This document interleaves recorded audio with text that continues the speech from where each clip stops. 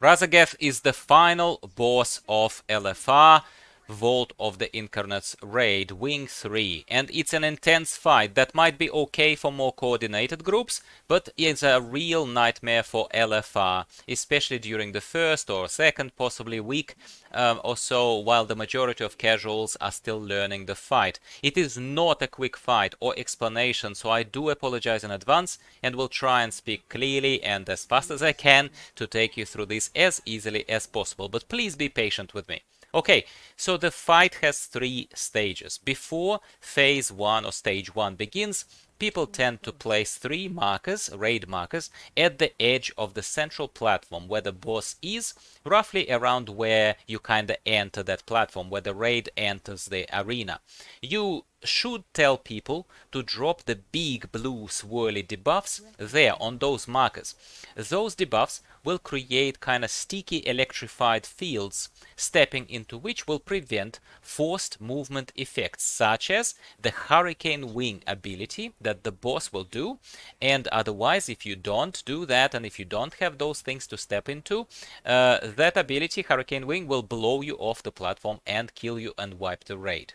This is by far the most typical, the most common reason for raid wipes that I've seen today in LFR, and I've been on quite a few groups, in quite a few raids, on a bunch of my alts.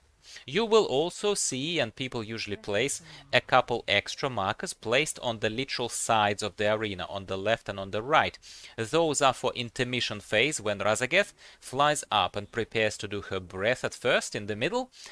So the group needs to split to the sides. Usually someone says, like group leader says, okay, let's say that the even groups go right and odd groups like 1, 3 and 5 go left.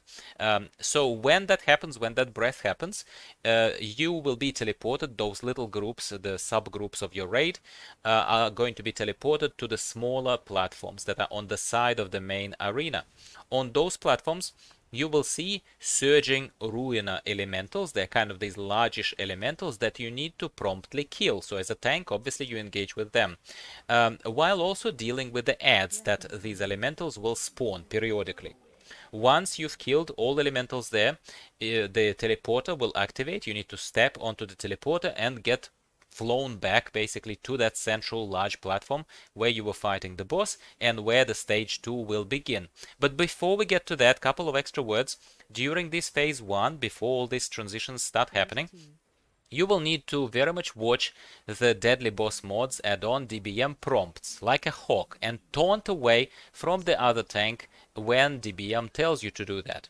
Also, well, obviously do not stand in front of her when she is about to do her laser breath thing, or it will hurt massively. I'm not sure if it will kill you as a tank, but it will hurt massively. In this stage, she does so in the stage 2, when the stage 2 begins, she will do Storm Surge, which is basically just a pulsing AoE that will push you back, but isn't too deadly, just a little bit of damage. She will also do Storm Wave, that is also a pushing AoE type kind of thing. She loves doing that. She will continue spawning lightning swirlies on the ground everywhere for you to avoid, and Deadly Boss mods add-on will keep telling you to taunt off the other tank, and you guessed it, you should do that. Periodically, she will also cast Electrified Jaws ability, which is just heavy damage on you as a tank, and you should just save your cooldowns, but in all honesty, it wasn't too bad in LFI. It probably will hurt much more in normal, heroic, or mythic raids, but we are not reviewing those here. And also, maybe it didn't hurt too much because I was on my warrior, and warriors are absolute OP at mitigation, as we know. When Vault Integrity bar at the top of the screen reaches 0, stage 2.5 of the fight will begin. The boss will lift off and summon a massive elemental called Colossal Stormfiend in the middle of the platform that you will need to, you guessed it, kill ASAP, obviously, while she will continue attacking the raid from the air, periodically flying over and spraying the area with lightning, which you need to step away from. Colossal Stormfiend will also do something very similar to phase 2 of the Azure Blade boss from Azure Vault dungeon, if you remember her.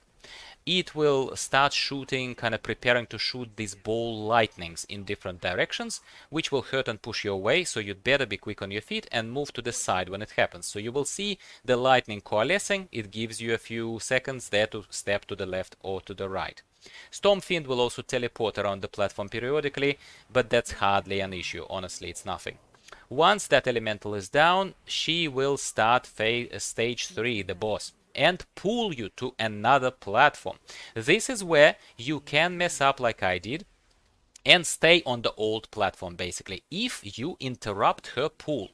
How did I do it? Well, as soon as she started pulling us somewhere, I basically just clicked charge and charged back to her, which essentially I ended up alone on that platform and she teleported everyone to the other platform. That kills you automatically. You will die.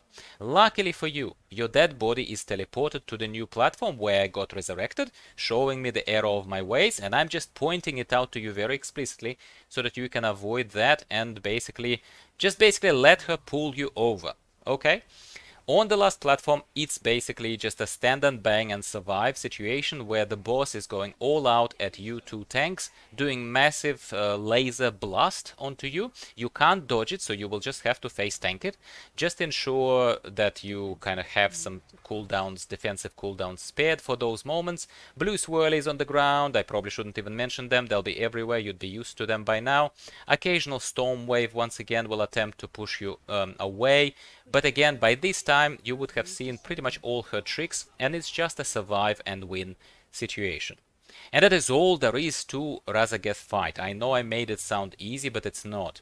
If I had to say once again, what is the biggest mistake and killer to most LFR groups I've seen so far, and I've seen quite a few, it is the inability to explain the basics to the raid. It is the stupid assumption that people know, and they don't know, okay? So you spending a minute typing up the basics, yeah, to the people, will probably save you a couple of wipes.